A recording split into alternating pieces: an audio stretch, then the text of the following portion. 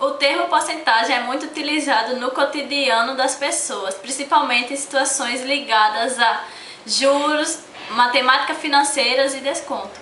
Veremos então, coleguinhas, uma situação onde poderemos aplicar a porcentagem no cotidiano.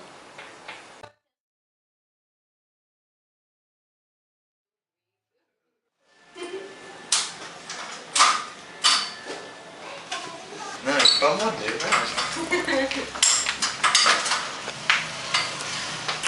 Qual era o que tu queria? Eu queria o Egílio. Já é caro, tá doido? Então eu quero Aquele- essencial. Tem essencial, moça. Olá, boa tarde primeiramente. Tá, boa tarde. Tem essencial, como é essencial, né? Essencial. Essencial. Temos sim. Deixa eu pegar aqui pra vocês. Sim, ó. Temos aqui e ele tá na promoção. Um só tá custando R$100. Você levar os dois, você tem um desconto de 20% na compra dos dois. Aí ficaria quanto isso?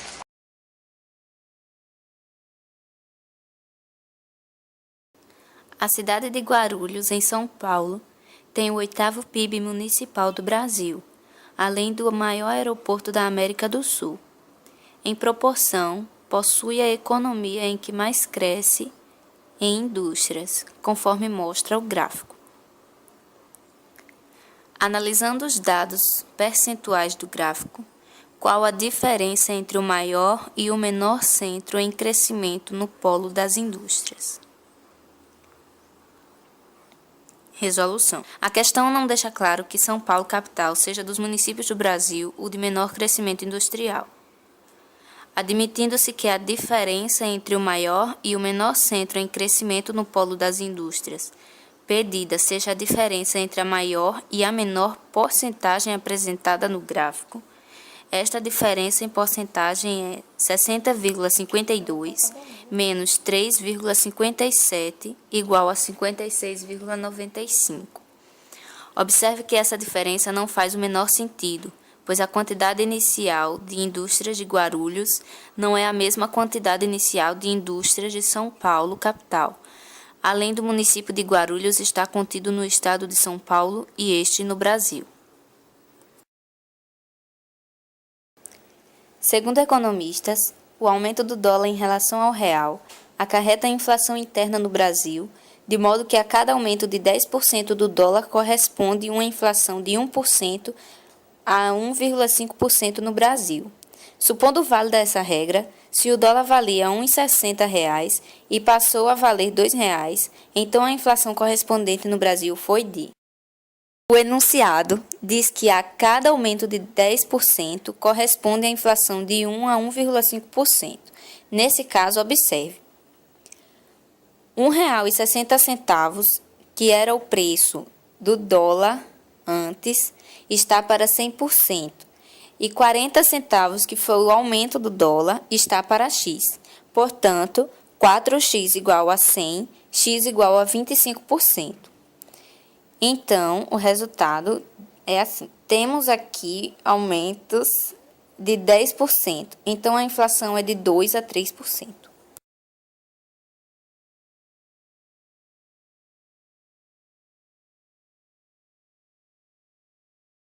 Foi realizado um levantamento nos 200 hotéis de uma cidade, no qual foram anotados os valores em reais das diárias para um quarto padrão de casal e a quantidade de hotéis para cada valor da diária.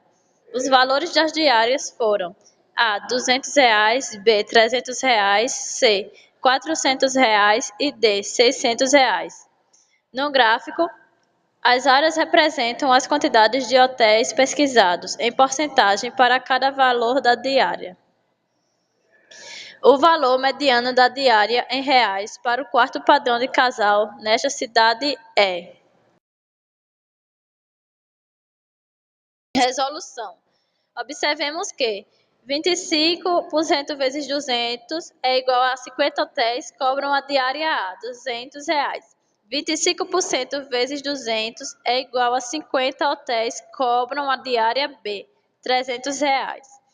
40% vezes 200 é igual a 80 hotéis cobram a diária C, R$ 400.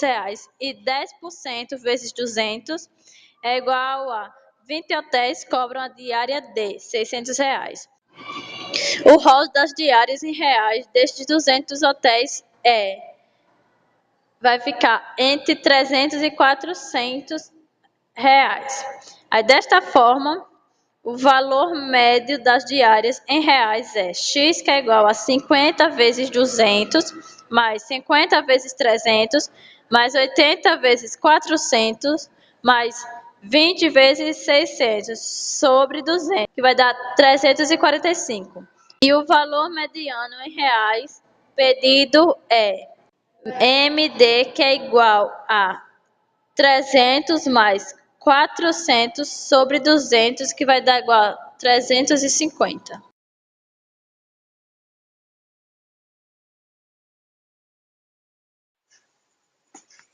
A cerâmica constitui-se em um artefato bastante presente na história da humanidade. Uma de suas várias propriedades é a retração, que consiste na evaporação da água existente em um conjunto ou bloco cerâmico, quando submetido a uma determinada temperatura elevada. Essa elevação de temperatura, que ocorre durante o processo de cozimento, causa uma redução de até 20% nas dimensões lineares de uma peça. Suponha que uma peça, quando moldada em argila, possua uma base retangular, cujos lados mediam 30 cm e 15 cm. Após o cozimento, esses lados foram reduzidos em 20%. Em relação à área original, a área da base dessa peça, após o cozimento, ficou reduzida em.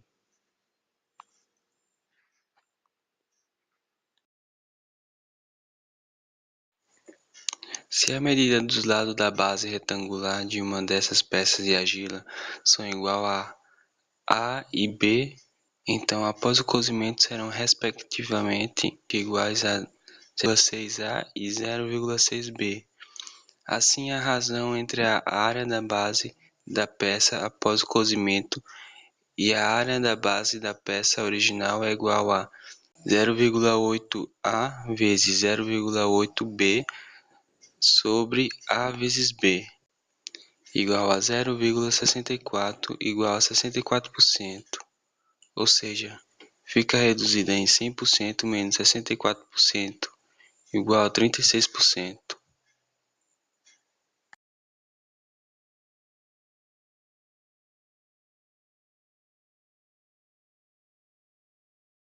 A probabilidade é muito utilizada na previsão de eventos independentes ou não. Ela é muito utilizada também na economia, na meteorologia, na astronomia, na medicina laboratorial e em muitos ramos do saber humano. Veremos um exemplo cômico nada convencional da aplicação da probabilidade em nosso cotidiano. Agora sim. Parece que tá cagada mesmo. Ela vai cair feia. Se eu cair, boy, eu vou aplaudir, velho. De joelhos. Eu vou rir muito.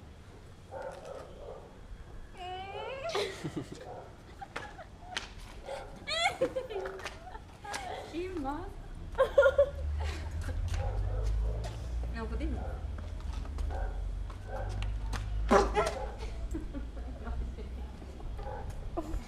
Menina demente.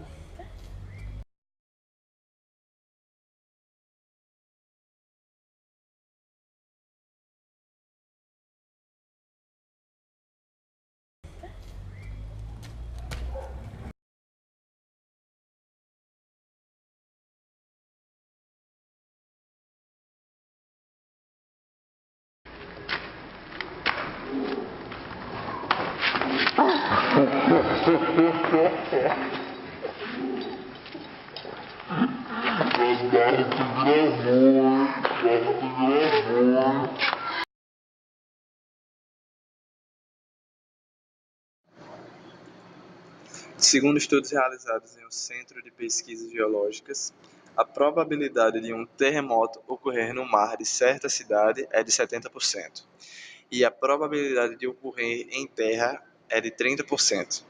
Em ambos os casos, podem ou não ocorrer danos à cidade. Se o terremoto ocorrer no mar, há cerca de 60% de chances de ocorrer danos à cidade. Se o terremoto ocorrer em terra, a probabilidade de ocorrer danos é de 82%. Qual a probabilidade de um terremoto ocorrer no mar e não haver danos à cidade?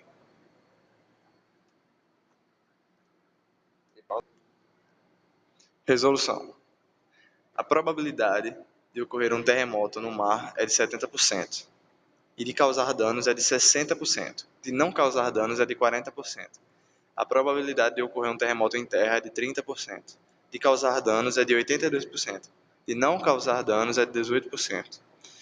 Então, 70% vezes 40% é igual a 7 sobre 10 vezes 4 sobre 10, que é igual a 28 sobre 100, igual a 28%.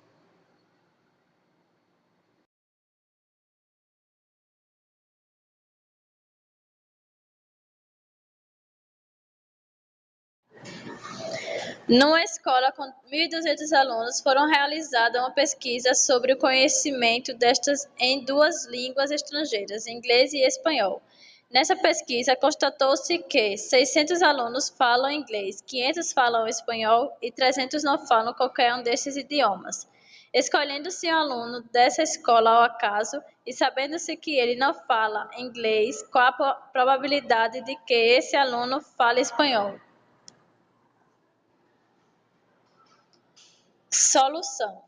O diagrama de Venn seguinte mostra a distribuição de frequência dos alunos da escola quanto ao conhecimento das línguas inglesa e espanhola.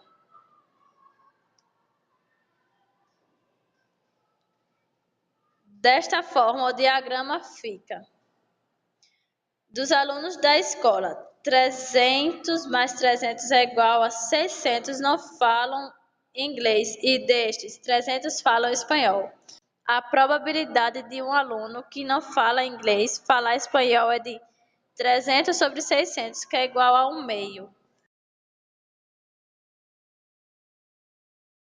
Em um certo teatro, as poltronas são divididas em setores. A figura apresenta a vista do setor 3 desse teatro, no qual as cadeiras escuras estão reservadas e as claras não foram vendidas. A razão que representa a quantidade de cadeiras reservadas no setor 3 em relação ao total de cadeiras desse mesmo. Resolução. Eu resolvi esse problema na lógica. Você pode ver que existem 17 cadeiras pretas e as outras foram que não são vendidas ainda. O total de cadeiras pretas são 17 e o total de cadeiras no setor é 70. Então a razão é 17 por 70.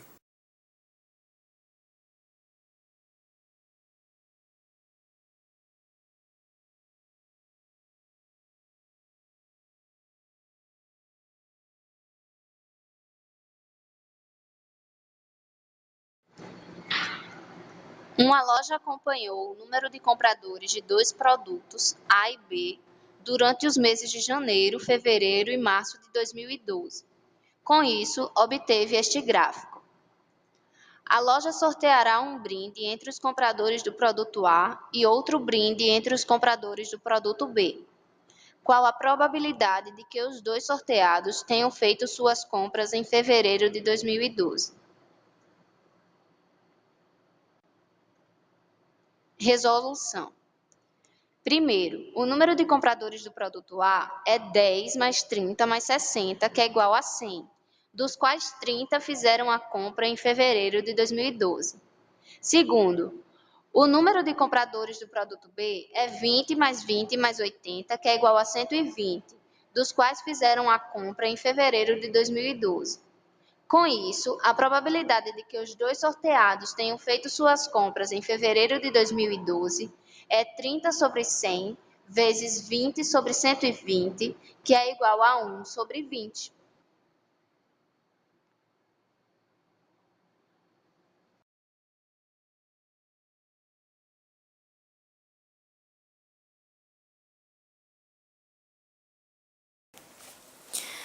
José, Paulo e Antônio estão jogando dados não viciados, nos quais, em cada uma das 6 faces, há um número de 1 a 6.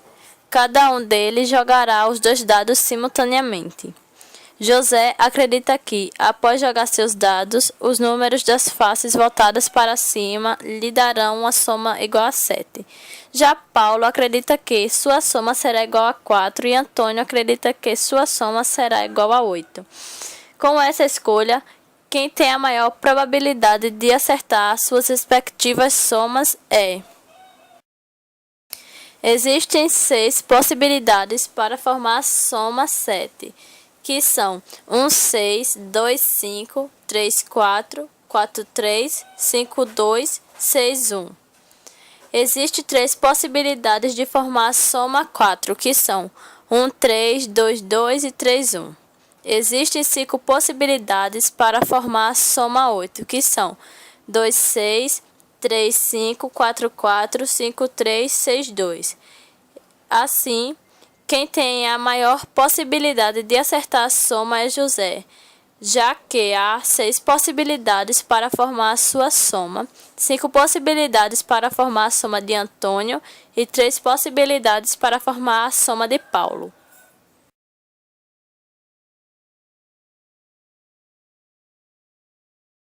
Considere o seguinte jogo de apostas. Uma cartela com 60 números disponíveis. Um apostador escolhe de 6 a 10 números. Dentre os números disponíveis serão sorteados apenas 6. O apostador será premiado caso os 6 números sorteados estejam entre os números escolhidos por ele numa mesma cartela. O quadro apresenta o preço de cada cartela, de acordo com a quantidade de números escolhidos. 5 apostadores, cada um com 500 para apostar, fizeram as seguintes opções. Arthur, 250 cartelas com 6 números escolhidos. Bruno, 41 cartelas com 7 números escolhidos e 4 cartelas com 6 números escolhidos. Caio, 12 cartelas com 8 números escolhidos e 10 cartelas com 6 números escolhidos. Douglas, 4 cartelas com 9 números escolhidos. E Eduardo, 2 cartelas com 10 números escolhidos. Os 2 apostadores com maior número de probabilidades de serem premiados são: de acordo com o enunciado, podemos montar a seguinte tabela. Portanto, os 2 apostadores com maior probabilidade de serem premiados são Eduardo com 420 apostas e Caio com 346 apostas.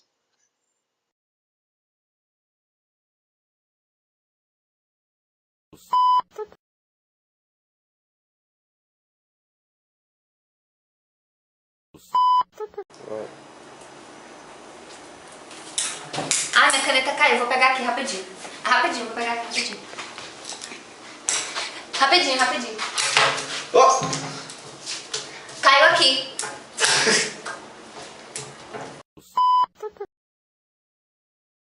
Vai. Vou te falar, na dúvida, coloca D de Deus. D de Deus. D. Pra abençoar a sua prova. D de Deus. D de Deus. Tava certo.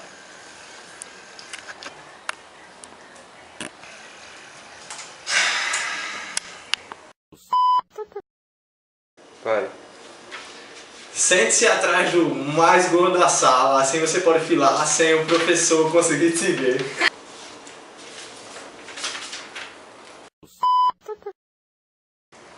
Na dúvida, risque um fósforo e toque fogo na sala. Ai, tá pegando fogo! Tá pegando fogo, socorro!